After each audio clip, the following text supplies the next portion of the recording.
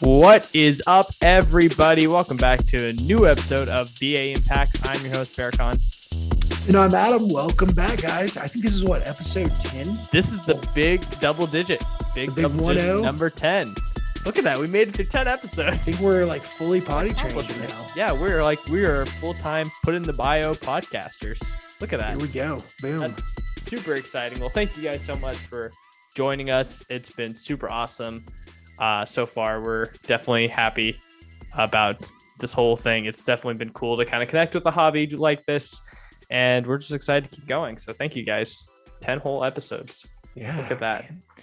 Well, we'll go ahead and get things started. We have a pretty good episode, including a break in the running for you guys coming up. So this is definitely fun. So we're going to get the fun going with some weekly pickups. Adam, you want to go first? Yeah, man. I've been picking up a lot of different things lately. I say different things. Shocker. I bought another Michael Finley card. I'm not really going to buy a bunch it's of a pretty dope Michael Finley card. It is pretty sick.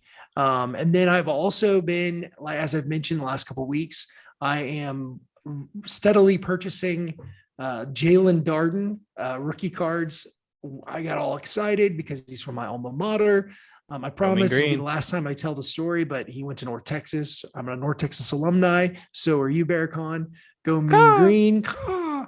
And so we haven't had a player get drafted. We've had a lot of NFL players in the last 6 or 7 years, but we haven't had one get drafted since 2004, the longest drought in draft history. Or the longest active drought, I would say. So I've been picking up a lot of different things. So I'm going to start with a Finley card that I picked up that is just pretty baller. Yeah, this is so cool. Look at that. This is a Noir. It's from 2016-17 Noir. And it's numbered to 25. But if for anybody that's obviously it's the star patch, everyone's like, oh, that's really cool. But it's actually cooler than that because there is only one star on the jersey of a Mavericks jersey on this jersey, and it's on the back above the number and nameplate. Yeah, so right under that little championship tag. That's right, under the championship tag, since they won a ring. So, it looks pretty awesome. I am just thrilled to have it. I got it for, I would say, an okay deal. It wasn't a steal or anything, but man, it's a pretty baller part of my collection. So that's the first thing. And then the second one I just got today, actually. I got in, and you'll laugh probably, Berkan, because this is just the first one. So this is the new Luminescence set that I think this is the best year of Luminescence they've ever done. The quality of the cards are awesome. They got the color right. A lot of times it was too like black, too grayscale, too black and white. This is just the right amount of color. So this is the green parallels. I love the luminescent kind of like shine to it. This one's numbered to 75. This is Jalen Darden. What's awesome about this and is exciting about this for me is I'm going to make the rainbow of this set. So there's green, pink, it's official, teal, base, orange, red, all different colors. But the platinum 1 of 1 is now, will be shortly in my possession. I was able to snag it off eBay, and literally, I think I was in a lull at work, and I was like, oh, I'll check eBay to see if anything's popped up new. And the moment that it popped up, I think I literally saw it within like a minute of it popping up, and I put an offer in, and we haggled back and forth for a while, and I got it for what I think is a really good deal. Pretty awesome for a 1 of 1. So that will be the first full, I would assume the first full rainbow. It might be hard to find the number to 10 one. The pink, I think is 10 or maybe red, but eventually I will find it. Yeah. So, but now you have like the ultimate like negotiating tactic, because you didn't mention the specific price, so I won't mention the specific price, but I will say you did get it for under $100. I got it for, I'll just go ahead and say, I got it for $65 for a 1 of 1. That's incredible for a rookie 1 of 1. And honestly, my negotiating tactic was I started out, I did what a lot of people don't like, but I lowballed at the beginning. The buy it now was $100, and I lowballed at the beginning, knowing that we were going to meet in the middle, hopefully. And they gave me their lowest price. And I said, listen, it's a 1 of 1. It's a 1 of 1 card of a player in his college jersey. It's not autographed. And no one knows who he is. And no one really knows who right now knows who he is. So here's the price I'm willing to pay. This is the highest, which I was willing to go higher, but this is the highest. And boom, done. Yeah. So pretty awesome. People will know who he is. I feel really confident if he stays healthy that in the next couple of years, maybe not next year. I think next year he'll be a return guy, so he'll get to play some. Yeah. But in a couple of years, I think he's going to be somebody that people really, he'll be possibly a Pro Bowl caliber player. Yeah. Plus his first ever career game, like first official actual game, not preseason, is against our boys, the Cowboys. Yeah, it's against the Cowboys. It'll be in Dallas. I think it's in Dallas. No, it's in Tampa because Tampa won Super Bowl. Okay, cool. Yeah. So Thursday Night Football. So I'm excited for that. Opener of the NFL season. If you follow us, you're going to see probably a lot more. I'm not going to go buck wild. I've gone buck wild before on player collecting. Whenever I find a player and I did it with Dwight Powell. No, I did it with Jermaine Gresham when he was a rookie with Bengals from OU, the tight end. It was like the number 5 pick or something like that. And I have so much stuff of his, and it's it's not about, at that point, it wasn't about value and investment or anything like that, but it's what am I going to do with all this stuff now? But this is different because he went to my school and I followed him as all that fun stuff. So what about you, Berkan? What do you got? All right. So I got 3, and this is all PC. So I'm really excited. The first one is actually really special to me because this was I shared the story, I think, on the first podcast, but our first episode, one of my starts into this hobby was when I was little, and I was actively trying to find Dirk Nowitzki cards. I loved Dirk, and literally the only brand I could actually pull him out of was EX, right? That was the only one. And so I picked up recently his rookie from the EX Skybox. And I'm so I love it. It's super clean too. There's not a lot of smudges for this card. If you're watching on YouTube, you can tell that that's definitely supposed to be likely, but it's super clean. I love it. And it's a really cool card that's in my collection. I have it up on the shelf. So I really love that. Graded? No, I don't think so. Because when you get cards graded, I think it takes away from the PC a little bit. Most times, depending what it is. And so I felt for this card, if I got it graded, then it just, I don't know. For my PC, the only graded cards I have in my personal collection are Luka's. Speaking of which, my next pickup is a Luka SGC 10, and it is from Mosaic Overdrive. It's an insert. It's the Overdrive set, and these cards are really cool in person. I love these cards. I kind of fell in love with them because my first Mosaic hobby box, you can go back on YouTube and watch it, but I pulled the LeBron James Overdrive, and at the time I was oh, this is so cool. I didn't even realize it was worth anything. I sold that card. It's not nearly worth as much now. It's a lot lower. I mean, this was when Mosaic first came out, but I sold a card for $425. Wow. I was this is insane for an insert. That is awesome. LeBron James. But I was geez. You can buy 2 or 3 rookies, MVP rookies for that now. Yeah, it's crazy. And so I was you know what?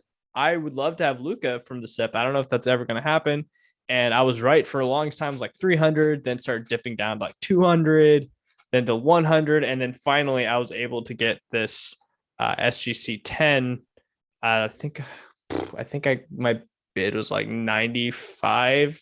I can't remember. It was pretty low for a graded 10 card. I was that's great for a parallel for an insert. That's a prism of a hot set. That's pretty awesome. And do you know what the kids are calling SGC now? What? The kids on the street? No, I don't. Luka's wearing his tuxedo because of the black. Oh yeah. Yeah. That honestly, that's what it is cool. I do like tuxedo. I do actually like the black around it. The label I think is kind of weak, but I do like the kind of black lining around it. Gives it a little bit of a pop. Yeah. And again, with this Overdrive set, it is one Overdrive insert per hobby. So eventually, investment wise, if you're into that, these Overdrives are a pretty good card, I think, from Mosaic. They're a good insert if you're looking into getting inserts and stuff like that. And the prices have definitely dipped. So good time to look into it before the season starts, as this one's ending. And lastly, I talked about this card our last episode. And now I have it in person. So I'm excited to show you guys. But I got my Jason Terry 101. Boom. Impeccable Victory.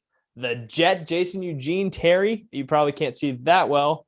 If you follow us on TikTok at BA and Packs, you'll see a very great video of the card. So you'll see it up close, but it's really like special. Not only is it a 101 and it says victory, but it's dated. So it says Dallas Mavericks versus Miami Heat, Miami, Florida, June 12th, 2011, the day they won 195 to 95 or 105 to 95. And he was huge in that game too. A lot of people remember the Mavs run and Dirk being dominant and winning Finals MVP, but Terry was clutch in that game. Dirk kind of started that game out a little cold. So. Yeah, he definitely nerves were definitely in him a little bit. And Jason Terry was, I think, he had like 20 points in the first half. It was incredible. And also just another cool thing about this card, which if you put on like your seller pants or whatever, tell Finley I said hello. If you put on your like selling pants or whatever, your salesman pants, you will kind of pitch the fact that this card is in a set that's 10 years after they won. So it's like a 10-year anniversary card. So it's pretty special. But yeah, that is my weekly pickups. So I'm definitely excited. Yeah, Finley says hi. She was really excited about the Terry. Yeah, she's a Mavs fan. She's a Mavs fan. Her name is Finley. She's pumped for the 10-year anniversary of the Mavericks championship, which was about a month ago. So pretty awesome. Yeah, it was definitely special time. And hopefully we'll get some new championships soon with today. Actually, Jason Kidd and Nico Harrison were introduced officially. So pretty special. Every time I hear Nico, I want to say Melly, but Nico Melly. He's no longer going to be a Maverick. He decided to go play in Europe. Yeah, I did actually get his National Treasures card, rookie card, because it was like super cheap. So I got it when he like his first game. He had like a great first game. I was like, heck yeah, Nico. But I almost pulled the trigger on a Tyler Bay Noir patch auto on eBay the other night. I was like, oh, it's like $12. And I was like, what am I going to do with that? Like, you never know. If he, I mean, I got too many Justin Anderson rookie autograph cards, and even Josh Howard, who like had a good, I guess you could say a somewhat decent career, went to NBA Finals once with the Mavs. He, disappeared after I think he went to like Orlando or the Wizards for like a couple years. He was traded to the Wizards in that big, huge Crom Butler, Brendan Haywood trade. Yeah. And then he didn't do anything. And I think he's a coach somewhere in the DFW area or something. I don't know. So probably, I don't know. Quick Josh Howard story. I used to love Josh Howard growing up, and I was super excited because I was super lucky when I was 6th grade, 7th grade, 8th grade, like middle school. I was super lucky because I was one of a select group of kids who got to go practice. I was big time, in case you didn't know, big time baller. But I was a lucky group of kids who got to like go, who one of the Mavs assistant coach, shout out Monte Mathis. He like took a couple of us in. He let us like practice in the Mavs like practice court at the time, which was like underground at the American Airlines Center. And he worked with us, and we'd spend like hours there. It was super cool. It's one of my favorite basketball memories growing up. And one of the first times I went, Josh Howard was before he was traded. He was like hooping all the time. And I used to love it when he was there, because every time he would hoop, he had this giant bucket of Starburst. Like he loved chewing Starburst when he was hooping. And I was just like, he'd always just like leave it. And the coach Monte was just like, go ahead. He doesn't care. Go to work. He'll have a new one tomorrow. Go to work on your Starburst. Maybe that's one of the reasons why he wasn't in the league very long. Hey, I didn't care. I was so happy. We got after that we ate. For a Mavs coach, you'd think he'd like make us eat better, but we used to like pick out the pizza afterwards. When you're like, you're in 6th grade, man, you're like a tank. You can eat whatever you want. It was so cool, man. That lasts until you're like a sophomore in college or maybe a little bit older. And then you're like pounding Whataburger and you're like, wait a minute. You're eating pizza, and then you start gaining 10, 15, 20 pounds. You're like, oh, I better stop doing that. Yeah. My wife's super excited because I'm at that point, and she calls it my pooch. Yeah. And she's like been saying for years, she's like, I can't wait for you to get fat. And now that she's like saying stuff, I'm like going to the gym, and I'm like, I'm hooping again, and I'm working out. I'm like, I'm not going to let her win. Never. But yeah, well, we got a really good episode, I think, today. I mean, with all the breaking news. I mean, honestly, there's been a lot of breaking hobby news over the last week, 2 weeks. That's been crazy. Kind of low key stuff to major news. So, what do you want to start with first? Let's start with some PSA news. Okay, so PSA. So they actually, what's crazy about PSA is they have been actively kind of purchasing, well, not PSA, the firm that owns PSA, which is Collectors Holdings. So Collectors Holdings is a organization that owns PSA. That's one of the pieces of it. And the famous kind of collector that a lot of people put with PSA is Nat Turner. Nat Turner is he's, I would assume a millionaire. I don't know. He's a very wealthy individual, and he's been a part of some major technology industries, and has worked hard and made a lot of money, but he loves sports cards. And he is similar. I think he's maybe a little younger, maybe a little older than myself.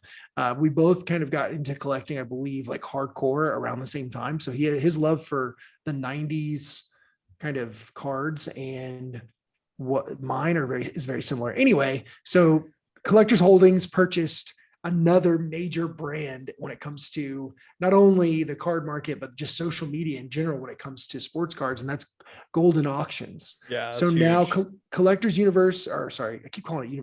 Holdings, they purchased Golden Auctions. So there's a lot of people have different feelings about it. What are your thoughts? All right, it's kind of icky a little bit, because you think about it, a lot of Golden Auctions, the major stuff that's on there are like PSA graded stuff, and so it just feels like they're double dipping a little bit. Yeah, it's a clever way to double dip. Now granted, they also get some bonuses with all the Beckett graded things and everything like that, but in a way it feels like they're double dipping. So I was definitely surprised that kind of thing can happen, but money talks. Yeah, a little bit of like a weird thing, because one of the major parts of it is that it's giving Golden Auctions a lot more assets, a lot more things to work with, to do more, and a lot more money to use to make things, I guess you could say, better. But one of the services that they're going to incorporate, I believe it's actually already started, and that's like a vault service. So you can send your cards, your graded cards, to them to sell, and then you can buy cards through the auction, and you can leave it in the vault. So you're not like, so it's you're not paying, like a lot of times those vault services, you don't pay taxes because they're located in a non-sales tax state, or you don't have to worry about insuring them. So if you're buying like $1 million card, you don't have to worry about paying insurance for it. It's part of the service. So that's kind of a cool, in that regard, that's kind of a cool thing if people are buying large collections or really expensive cards. But I 100% agree about the possibility of it being a conflict of interest or a monopoly, I guess you could say, because I mean, you're literally the grading company, and the largest, like, it gives you the power to assign value to what you do. Like, you're literally the person assigning the value to what you do. Because really the value of PSA is that their service increases an X to whatever the value of the card is.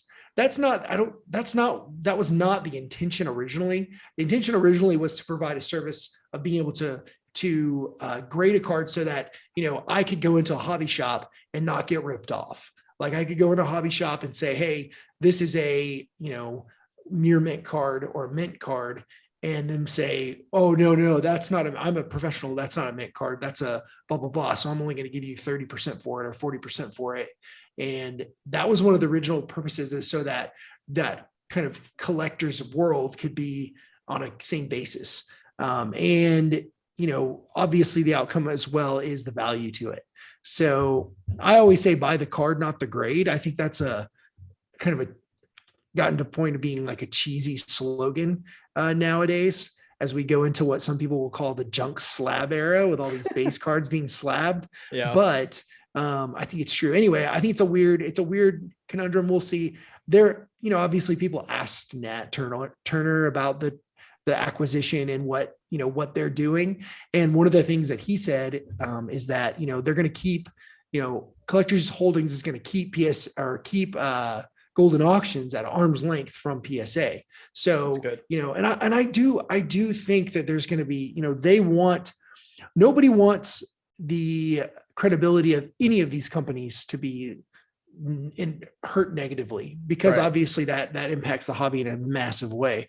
And as long as the hobby is working the way it's, as long as everything's going well, then they're literally printing money, and that's great for them, and that's great for everyone else, I think, to an extent. The thing that I'm a little concerned about is if things start to turn, that's when people start to get a little bit desperate and do things that are maybe cross lines and whatever. And that's pure speculation. That's romance novel style thinking. But I think that's what I'm worried about. I'm worried about us getting into a situation like in 2000 and like, 5 or 6, or even in like 99 area time frame, when things were just not good as far as hobby and prices and things. So if things get like that again, I'm concerned about all of these companies putting lots of money in the basket. So with that being said, did you have anything else with PSA and Collectors Holdings? Mostly just, I think it still just seems weird to me, just because I know like the most valuable card on this planet is that PSA 10 Mickey Mantle, right? Right. And that's a PSA 10.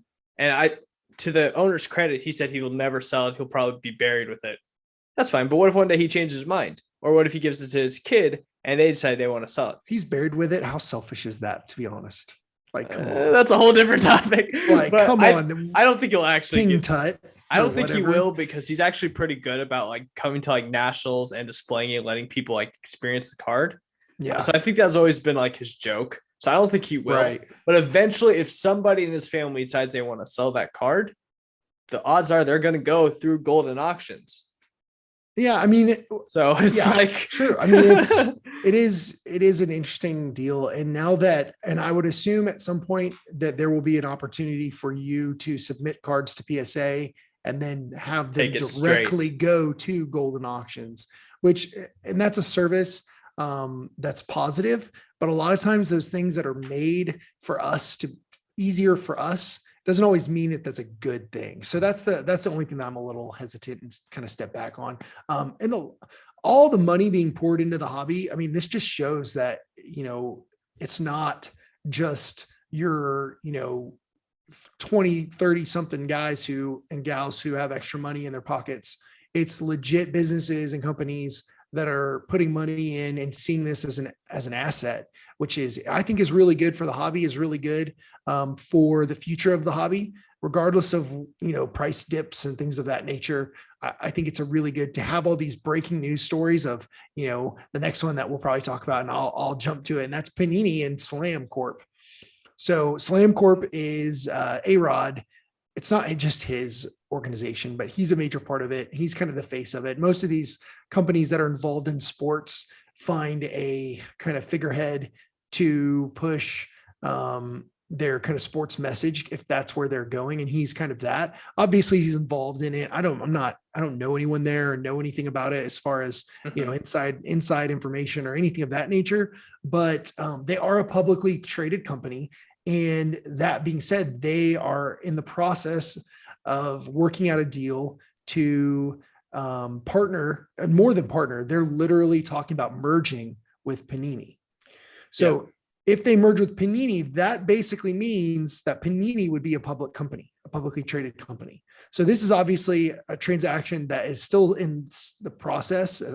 It would basically, with these two companies coming together, would value this new entity, whatever they're going to call themselves, if they're going to stay, I would assume they're stay at Panini, but it would be $3 billion or more. Wow. Jeez. Yeah, that's pretty nuts. Started sweating. But yeah, so there's lots of things that can still happen between now and whenever the deal actually goes down, or it could change, the valuation could change, but also the deal could fall apart altogether. So, but it is pretty amazing news that Panini could legitimately go public. See, that's incredible, and I'm probably wrong, but I think it's going to fall apart for one little detail that's not so little, but I think it's pretty important. I think some smart aleck along the way is going to point out the fact, and it's not me, I don't have that much power. So when I say it, I'm just saying it, but someone's going to point out the fact that A-Rod is, I don't know the percentage, but he is an owner. He is part of the ownership for the Minnesota Timberwolves now. So in a way, when you think about it, and Is they he though? I merged, thought did that happen? I thought yeah, it didn't that go through. I thought they got I saw somebody it a different happening. organization. I saw it happening. I saw Anthony Edwards even being asked about it in an Oh, interview. that's right. Yeah. That's So I right. You're think right. that's like it's a thing. It may have fell apart since. I don't remember, but if it is still good, if it's still happening, it's kind of like another icky thing where he owns something that has control of his team's licensing. Right. So it's Yeah. like, and then you basically, to me, if I'm A Rod, why the heck will would my team's license go anywhere other than Panini? Right. Well, the good thing for collectors and for that is that NBA licensing is obviously not split up by the team, so Right? Yeah. they're just a piece of the puzzle. And you'll notice one of the shows that I kind of used to really like. I don't watch it as much anymore, but The Prophet. Uh-huh. You learn by watching shows like that and doing more research about like different businesses and how they're successful. You see a lot of those. Even like Mark Cuban, for example, and even all the shows on Shark Tank, are all the different businesses that are normally super successful after they've been on Shark Tank. One of the tools that entrepreneurs often use is they will use their other companies to not manipulate, but to within each other. So you got company A that provides the resource for company B to make something separate, so that they're intertwined. I mean, they're already connected with ownership. So Yeah. there's that. So I don't know. It's really of whether or not it becomes a conflict of interest. Mhm. And I think that it seems as though there's opportunities and there's rules that are set in place where it may not be as big of a thing, but it definitely, you bring up a good point. It looks kind of It just sketchy-ish, or gives you like a sour kind it's of the taste in same your feeling mouth. with PSA and golden auctions. It's just Yeah. I don't know. I don't know. Yeah. I have a business degree, but I don't have a master's in business. So there's probably specific things that I don't know that go into that. So Yeah. Well, um, I doubt that A-Rod has a master's in business either. So, no, but but he's rich enough to pay people who have like 5 masters in business. So and in situations like that, if they can put the right person in the right place, then yeah, then maybe it'll work. maybe it'll work. Only time will tell. Speaking of big money moves and everything like that, let's talk about this whole Steph Curry card thing. Was it Yeah. 5 point what million? 5.9 million, I believe. 5.9 That was some million? other breaking news. So every news source, I would say like Yahoo News. And I mean, gosh, I went out of the gate with Yahoo News. How credible is that? But I mean, a lot of different news sources have, over the last week or two, posted articles about this new highest grossing or sale of a card of a of a basketball card Steph of Curry, Stephen baseball Curry. player. Yeah. I don't know if he'd be a very successful baseball player. He'd probably be about as good or worse than Jordan. But his National Treasures rookie Logo Man 1/1, autographed Logo Man 1/1, recently sold for $5.9 million. And it's really fake news. I mean, straight up fake news. What it is the company that purchased the card, they had their PR team send out mass communication to all of the people that they know, that they are connected with, to pump I think it's Alt, I think is the company that purchased it, if I remember right, or purchased it. They basically purchased 51% of the card, and the evaluation of what they purchased would equal out to a $5.9 million if they owned the whole card. So this is really a PR story for them to launch, because they just launched their alt service. I think it's alt. I think that's who it was. They launched a vault service, but also they're going to be doing fractional ownership. And this is going to be their kind of token card that they're going to go with. So with that being said, what are your thoughts on that? And what are your thoughts on fractional ownership? I hate the idea of fractional ownership. I could see naturally where people will be into it. I can totally understand. I just personally am not a fan, mostly because for me, at the end of the day, this is our hobby. This is our escape. Yes, there's a business aspect to it, but it just gets too much when we start like saying like I own this much of the Luka Doncic card. Like this is my share. When we start treating these cards like their own companies, It gets a little weird for me, and I don't personally enjoy it. I don't think it's something I'll partake unless I have a great opportunity with a Luka card or a Dirk card. Maybe we'll see. I'm a hypocrite, but we'll see. But for right now, I just mostly because I probably can't do anything with it. I don't like it. Well, you know, the benefit, there's positives and negatives to it. The positives, obviously, you know, when people, not everyone can own obviously a 1 of 1, but not Right. everyone can own an RPA Luka rookie autograph card. Yeah. But with fractional ownership, they can own a piece of that card. And, you know, very similar to owning shares of stock in a company. The thing that scares me and kind of agree with you is the fact that, you know, that Luka Doncic, even though he is, you know, a company or brand, whatever you want to call him, he's not a company. So the card itself, you're literally owning shares of the card. The card cannot do anything, physically do anything to make its value go up. Now, of course, Luka can be successful. That can make the value of the card go up. Luka can, you know, join a new team. If he went to the Knicks or the Lakers, don't even put that on the universe. That Maverick for life. Cause them, that will cause the card to increase in value. But I just don't think there's enough to happen that can make it worth doing that. What do you other do than with being it? like, hey, guess what? I'm a fractional owner of the Green Bay Packers. You know, that's the thing that in sports, you know, I would call the equivalent of it. Whereas like because the Green Bay Packers are a publicly owned entity. Yeah. So they don't have an owner. The owner are the people, you know, but it's kind of a cliche thing to be able to say, you know, people buy them because they say, I am an owner of the Green Bay Packers. Yeah. So that you can walk in a party or talk to your buddies and be like, yeah, I own. Put it in the Twitter bio. 3% of that Luka Doncic rookie card, you know?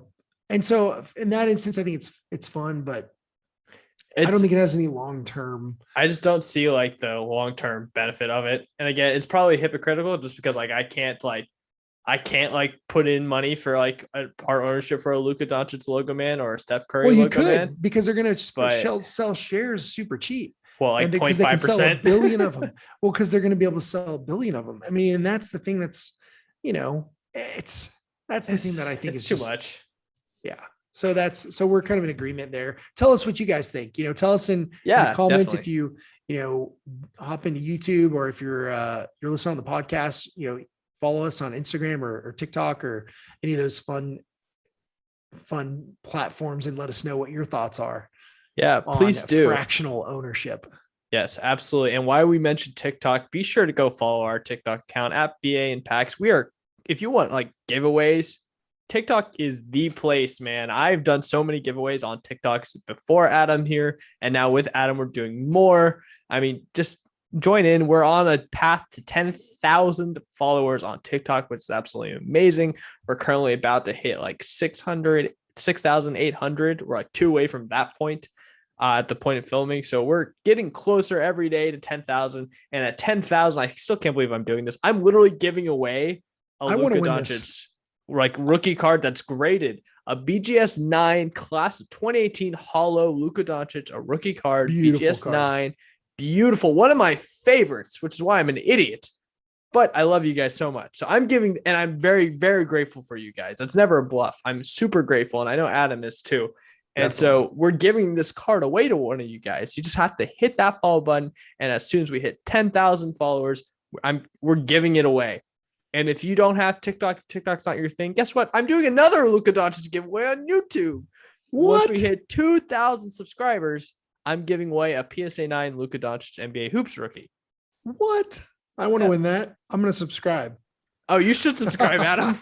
But yeah, I'm excited. There's a lot of cool things. One of the things that we did recently on TikTok is I started kind of breaking out some of my PC and Jordan Auto. My Jordan Auto is insane. My Jordan Auto that I pulled out of a single pack back in 2013, I think, that was sitting in a box for like 6 months. I think I pulled it in like 2014 or 15. I think that the single pack had been sitting in a box for at least 6 months, maybe even a year. And I was like, you know what? I'll just give it to me.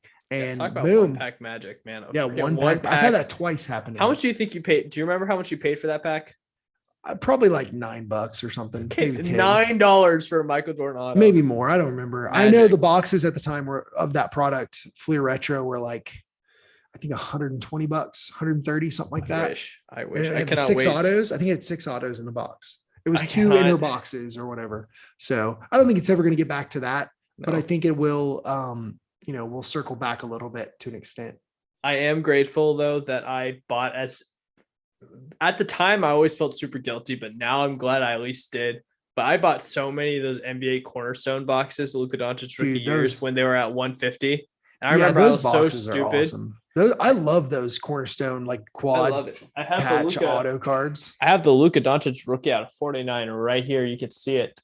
Those are sweet. I wish I wanted to buy a Vince Carter one, but it was in I think he's in a Hawks jersey or even a Kings jersey. Yeah. I really wanted Vince Carter auto in a Raptors jersey, but that'd be cool. Like in that set would be sweet. So, yeah. I mean, this Cornerstone set is one of my favorite Cornerstones. I've had like good luck with Cornerstone. Like I didn't pull this Luka. This was a Christmas gift. It's insane. But I remember Cornerstone's the only product. Cornerstone and Mosaic are the only products I ever pulled a case hit out of. And so I'm glad. And unfortunately, the Cornerstone case hit was a downtown of Ben Simmons. So, but it sold well at the time. So I was pretty happy. But yeah, I love Cornerstones. I hope they bring it back, man. I really do. It is a cool product. Yeah, it's neat. But we'll see. At 150, I was like, it seemed insane, but now that same box is like close to 1,000. So, yeah. Anyway, speaking of like boxes and pulling cards, Adam, I'm super excited for you. You have an NBA Hoops premium stock 2019-2020 blaster box right there. Yep. So I bought this retail back like 6 months ago or something. Yeah. And I was like, I'm just going to hold it, whatever. And, it's at the point now where it's not even worth holding it. I'm just going to bust it. Why not? So I already took the packs out. All the packs are right here. I'm going to record it so that I'm going to bust it right now and record it so that we can put it on TikTok.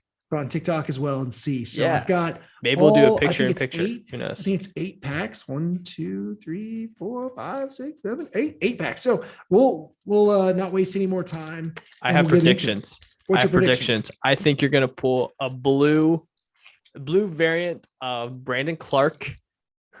I think you're gonna get Darius Garland, and I think you're gonna get Ja Morant base.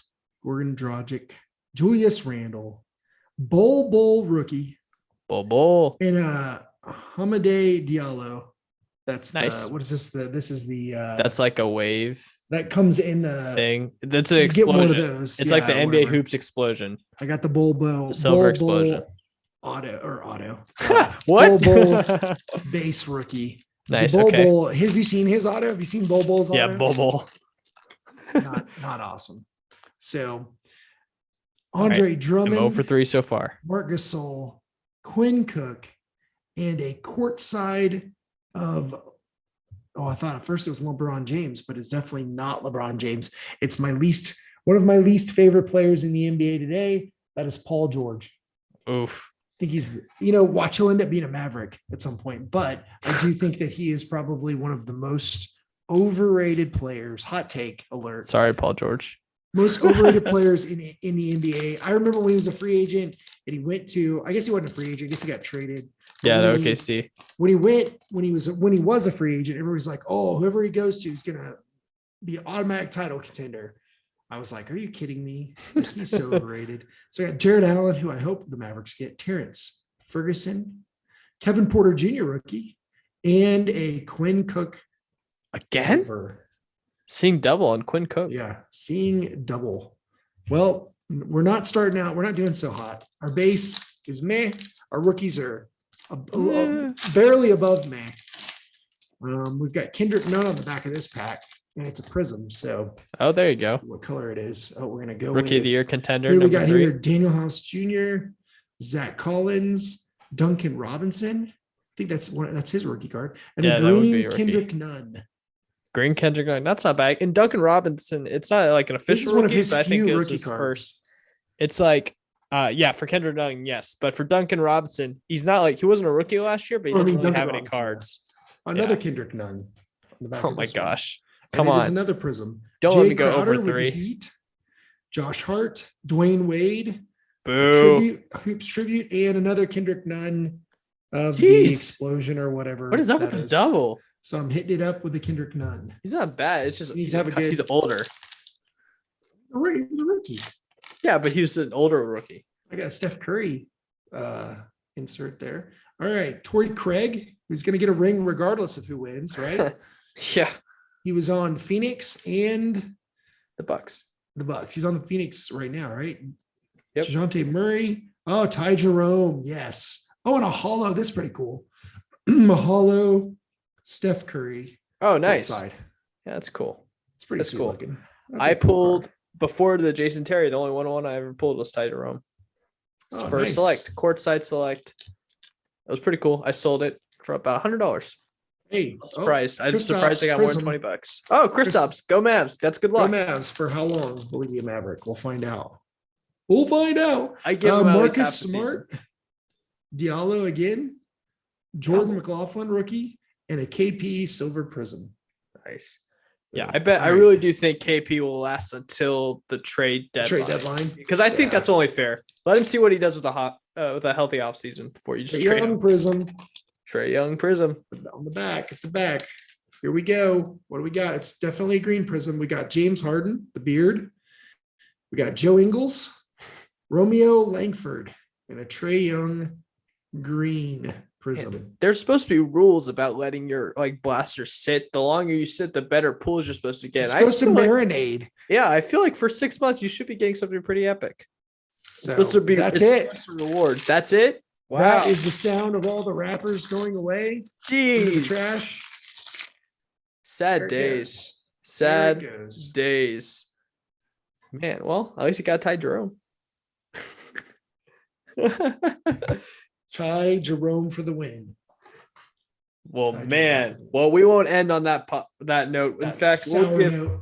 we'll end on something kind of cool, and we won't take too much time going into it. But the NBA Finals are going on. It's tied as of this recording. It'll change by the time this is released. Who knows what the series will be? But it's 2-2.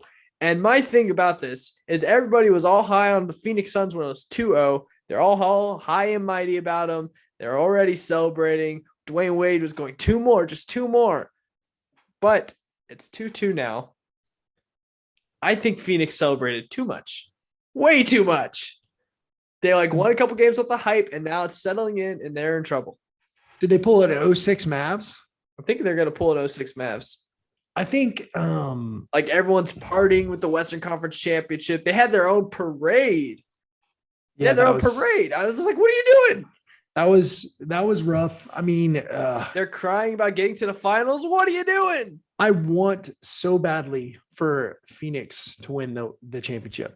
I'm not rooting against Milwaukee, but I I'm happy really with like either. Phoenix.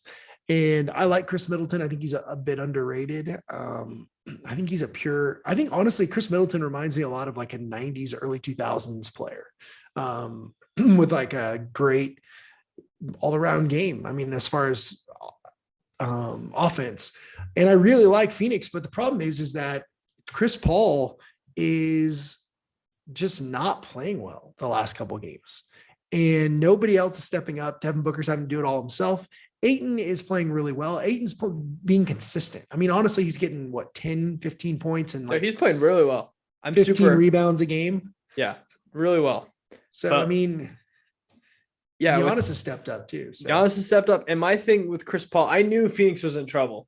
I knew this didn't change my opinion that they'd win at least 2, but I knew they were in trouble watching the Western Conference Championship celebration. It's okay to be happy. It's okay to be excited. But if you go back and you compare Phoenix's Western Conference Championship celebration compared to the 2010 Los Angeles Lakers championship, complete opposites. Because at the end of the day, who cares about a Western Conference championship? Right. Go for We the know that. NBA.